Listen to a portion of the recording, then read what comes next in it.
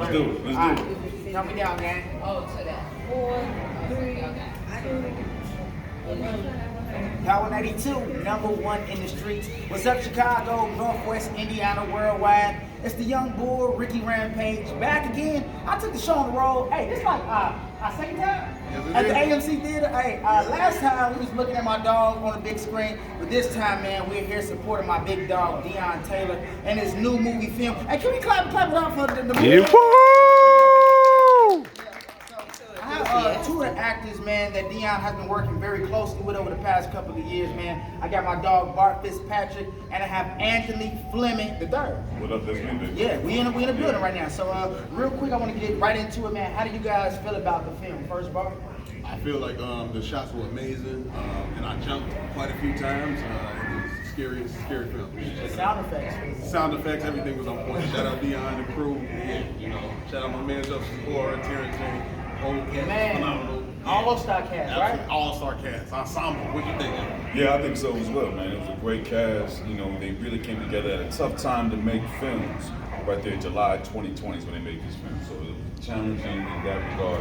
But they put together a really cool film wrapped in a horror. So, yeah. Absolutely. Yeah. So with the hashtag of the movie being face your fear, let me ask you guys, in your own opinions, what does it mean to face your fear? It's kind of like what the movie shows, you know what I'm saying? Just to understand that fear is a choice, you know what I'm saying? That we all can choose to not partake in, you know what I'm saying? And just try to overcome whatever fear that you have. Yeah, and we all presented the fear, and it's how you respond to it. That matters. That if you get to the other side of that fear, you never know what could be there. It's something really cool.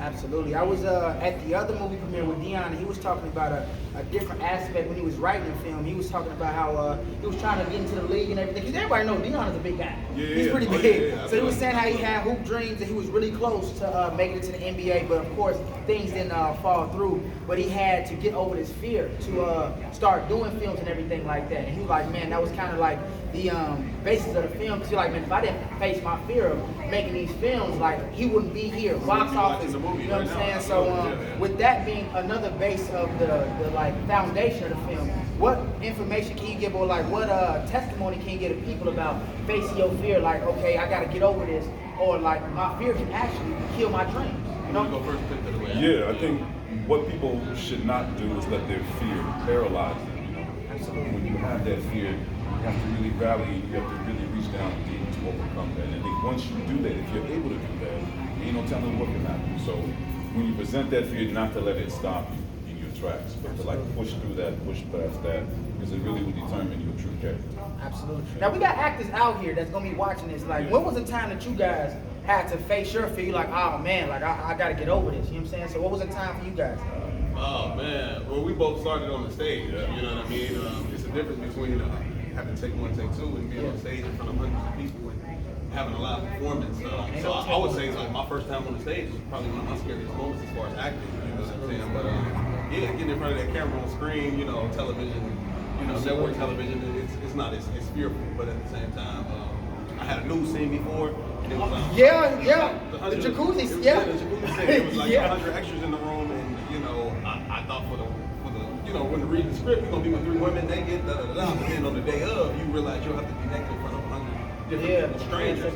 That was one of the scariest moments I've ever had, and I had to overcome that. And you did though. Thank you, man. I wasn't even working out in the gym yet, you know what I'm saying? So I had to, but yeah, absolutely. So yeah, you go ahead. What about you? I think it's like Bart said, I come from the theater, so there ain't no yelling cut.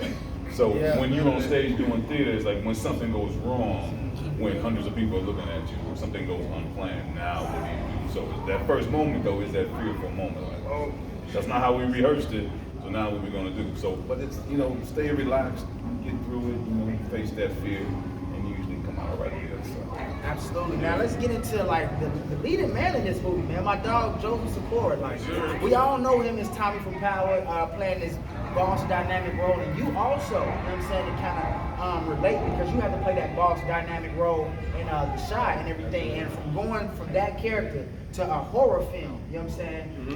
What was that transition like? Also, what was it like working with Joseph? Because you both worked with Joseph on Power. Absolutely. Well, Joseph is he's a fellow Chicago actor. Absolutely. A lot of people don't know that he's not from New York. He's actually from Chicago. Yep. So I've been a fan of Joseph for many, many years, especially watching him course, Power, him being one of my fan favorites. Well, he was definitely my favorite character, of course. So having the opportunity for them to bring the show to our city, and you know, we shared the screen once, but you didn't really, you know what I'm saying? But it was a phenomenal experience working with Joseph Sikora. I'm very proud and happy to see him in a different light, you know. Exactly. And it's important to show the world that I'm not just this tough character, you know what I'm saying? Like I said, we saw it on the stage. Yep. People don't know the different characters that we explore. August Wilson, Chekhov, exactly, like, exactly. You know, all of the training that we've had, they don't prepare us for the roles that we do on television. Absolutely. So, yeah. That's what I'm saying. And you guys work together, like y'all play brothers on TV. We so do. Y'all rehearsing, y'all kicking it. So tell us, like, what is it like working with Joseph? Well, Joseph and I, we've known each other for over 20 years. Wow. We've done theater here in Chicago. He's from Chicago. He started doing theater here. So our background is theater together in Chicago. And working with him is phenomenal. You know, he's one of the best actors I've ever worked with. Very prepared. He's very professional, and he has such great range. You know, so we see him as Tommy, a lot of us, but then we see him do, you know, this role in Fear, or all of the work that he's done on and off stage, on and off screen. He has that range and that ability to delve into these different characters and really make them believable. And you know, that's what we love. That's why we always go back and watch him, and you know, to work on Power with him. It's phenomenal because he really lifts everybody up around him and wants us all to succeed. And it's a very collaborative experience. Absolutely. And I can say this because I worked with Tommy. Y'all may see somebody in season 2 of Power. Y'all may just see somebody. And what I can say about my dog Joseph, he's like, when you see him on TV, he got this dynamic character. You expect him to kind of have this hard shell. And he's nice, man. He's like, when I say this guy's nice, he made me feel very warm and welcome on set. He's a great actor. A great actor and a great human being around. But I want to get back into this, man, with Deon Taylor. So Deon also directed a couple of the season finales for Power. So yeah, season 1 and season 2. Exactly. So what was it like working with Deon Taylor as a director?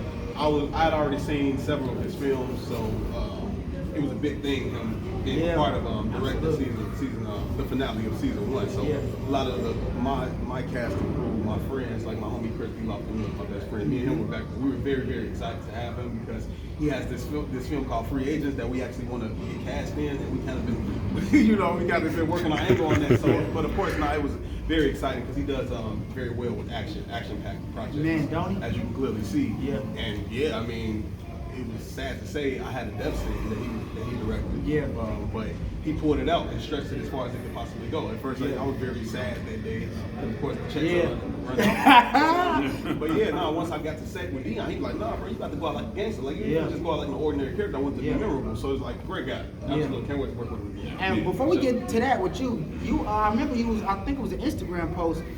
You were talking about how like you had a scene in that same warehouse. Absolutely. In the other show, like was it surreal coming back? Like we in the same. You did. The circumstances was changing because I was the first time in the warehouse I was killing somebody, and then the second time around I was going to get killed. So, but you know, in Chicago we use a lot of the same locations. Absolutely. You know, same way, you know.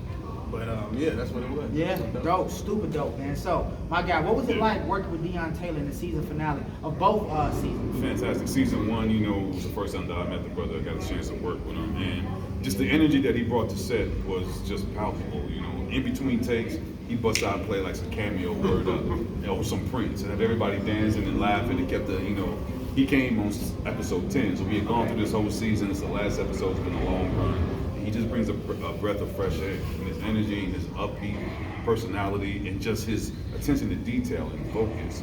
He just pulls the best out of everybody around him, and it was phenomenal working. Man, that's my dog. Hey, I'm looking forward to working with you, Deon. I'm plugging that right now, 2023. So when y'all see me in the movie with him later, I'm like, hey, it manifested this.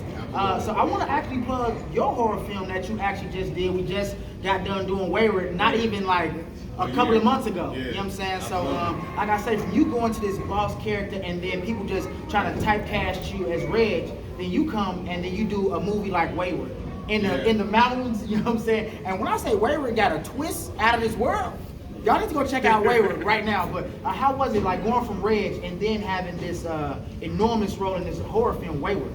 It was amazing. I had actually went from Blackston in Forest. Exactly. Weeks after I had just got directed by Deon Taylor for that episode, I was filming Wayward. Biggest challenge on that, in television, my scenes they kind of limit my dialogue. You know what I'm saying? So you got to make sure as an actor you do as much as you can with the scenes and the dialogue they give you. But this one, it was just me and my other co-star, so each scene was probably about 15 pages of dialogue.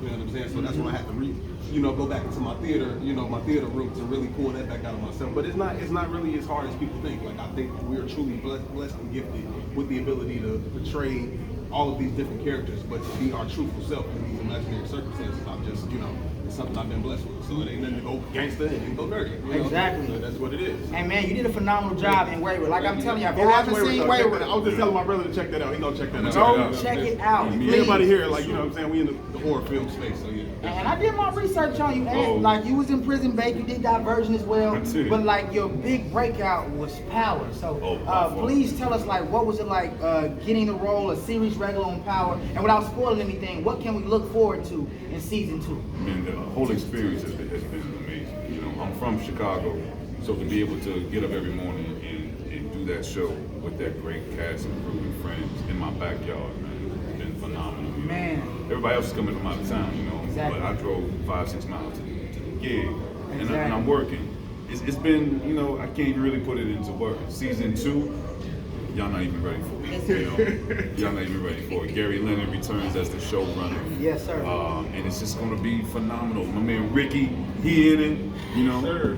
And y'all ready? to see Tommy just further make his way through Chicago, it's going to be really interesting. There's going to be some twists and turns.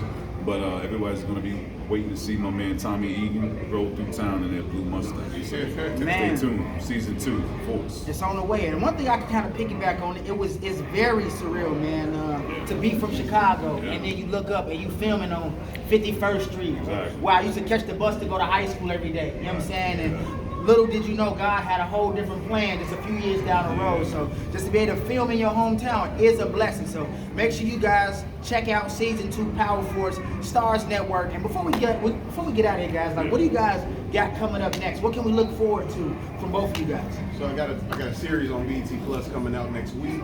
3 episodes. It's called Legacy. You should check that out. Another film coming out on Amazon Prime called Haitian Wet, February 10th. Yes, sir. And how can they follow you on all the social media? All the social media platforms, Act Like Bart, so that's ACT_like_Bart on all social media platforms. Power 4 Force Season 2. We dropped it before you know it. Stay tuned for that. I'm also doing some voiceover work here in Chicago, recording some documentaries for WTTW. You can find me on Instagram at Anthony Fleming 3rd. Anthony Fleming, the number 3RD.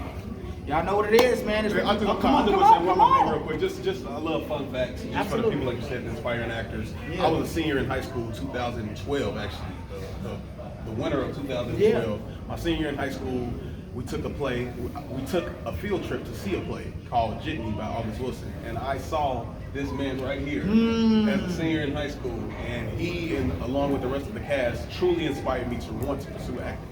I'd never seen nothing like that in my life, so seeing him, of course, on the stage, and now I can see him on Stars, is just amazing. So, yeah. To all the young actors, do y'all see how life come full circle? Now Bart is standing next to him in a chinchilla. That's right. Turned up. He's not watching anymore. He's in the game. So make sure y'all tune in, man. Power 92, Ricky Rampage Radio, every Saturday, 10 p.m. with my big dog DJ Ferris. And we out. Yes, sir. That's how we do it.